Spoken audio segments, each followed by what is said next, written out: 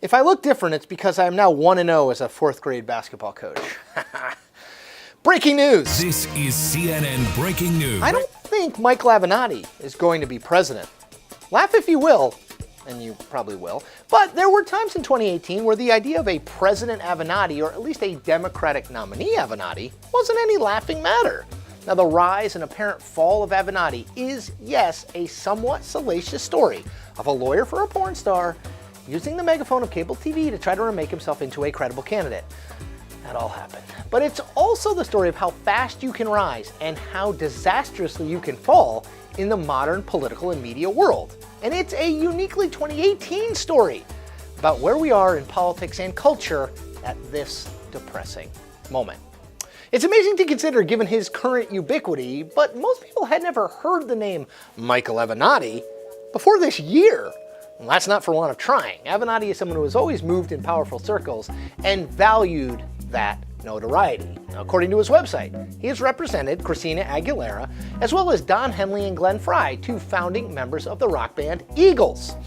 He's also handled litigation surrounding the movie K-19 The Widowmaker, whatever that means. Sidebar, I didn't go to law school, which technically means I'm not a lawyer. And yes, my mother is still disappointed in my decisions. Sorry, Mom.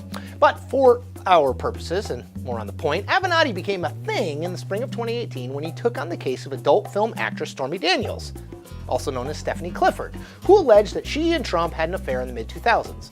Now, Daniels claimed that she had been paid $130,000 by Trump's associate Michael Cohen in the days just before the 2016 election to keep quiet about those allegations. Avenatti quickly sued Trump on Daniels' behalf in hopes of getting her free from her non-disclosure deal. Then suddenly, Daniels was everywhere. And so was Avenatti, always at her side. You couldn't turn on cable TV, including CNN, without seeing Avenatti insisting that he had the goods on Cohen and Trump, and brashly predicting something, but always it would all come out on Trump and Cohen sooner rather than later.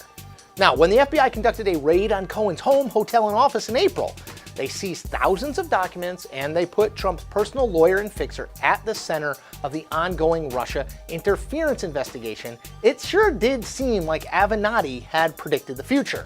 And because he's Avenatti, he wasn't shy about tooting his own horn. Here's Avenatti soon after the Cohen raid. Quote, "To those that scoffed when we filed this case and claimed it was all about $. As we predicted, and as the FBI raid shows, Mr. Cohen and Mr. Trump are in a lot of trouble.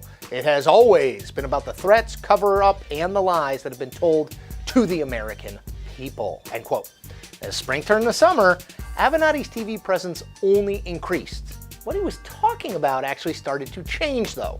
No longer was Avenatti simply defending Daniels' right to be freed from her hush agreement with Cohen and Trump.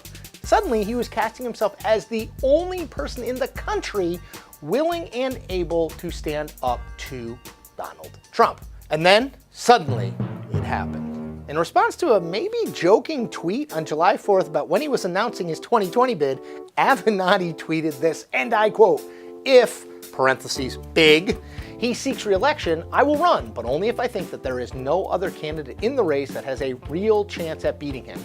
We can't relive 2016. I love this country, our values, and our people too much to sit by while they are destroyed. Hashtag Fight Club." What? Of course, with Donald Trump, reality star, gossip tabloid fodder, and recent convert to the Republican Party, in the White House, who could rule out the idea of a man who became famous for representing a porn star who said she had an affair with the President of the United States running against that same president? In some ways, it's a perfect storyline. Avenatti went to Iowa. Avenatti went to New Hampshire. Avenatti started a political organization to donate to Democratic candidates. And most importantly of all, Avenatti talked tough, real tough. So I say, when they go low, we hit harder. This fall, he said this, quote, "We cannot afford to show up to the fight without a slingshot," end quote.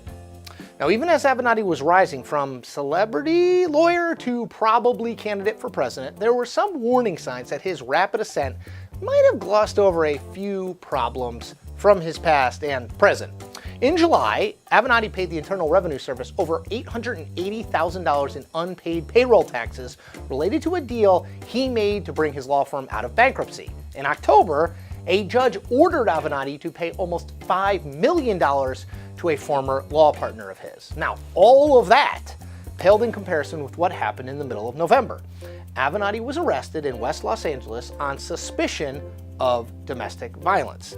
Now, Avenatti vehemently denied the charges, saying at the time, quote, "I have never been physically abusive in my life, nor was I last night. Any accusations to the contrary are fabricated and meant to do harm to my reputation. I look forward to being fully exonerated," end quote. The Los Angeles District Attorney's Office declined to file felony domestic violence charges against him, choosing instead to refer the case to the City Attorney's Office for consideration of misdemeanor charges. And that case is still ongoing. But politically speaking, the damage is done. A scheduled appearance for the Vermont Democratic Party was canceled, and Avenatti hasn't been seen on cable TV for weeks. For a time, even Daniels turned on him, saying she would drop him as her lawyer if the domestic abuse allegations were true, and suggesting that Avenatti sued Trump against her wishes. Now, don't worry, you can sleep tonight, because that fight has apparently ended, as Daniels tweeted this about she and Avenatti on Sunday night, quote, "We're going to kick ass together on two coasts tomorrow."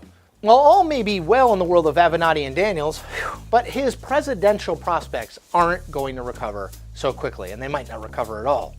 Politico ran a piece recently, headlined, quote, "Avenatti crashes and burns," end quote. Now, I tweeted the piece out, thought it was interesting. Avenatti himself wasn't too happy with my decision and said this, quote, "Chris hasn't kept up in 3 years, and don't expect anything to change this cycle because he's still sleeping." Which, maybe. In a world in which Donald Trump is president, nothing is impossible. But Avenatti looks more and more like another version of the current president. And I'm skeptical that Democrats will nominate their own version of Trump in 2020. And that is the point. We make new episodes twice a week, every week. Tune in on Tuesdays and Thursdays for the latest in hot and fresh political content.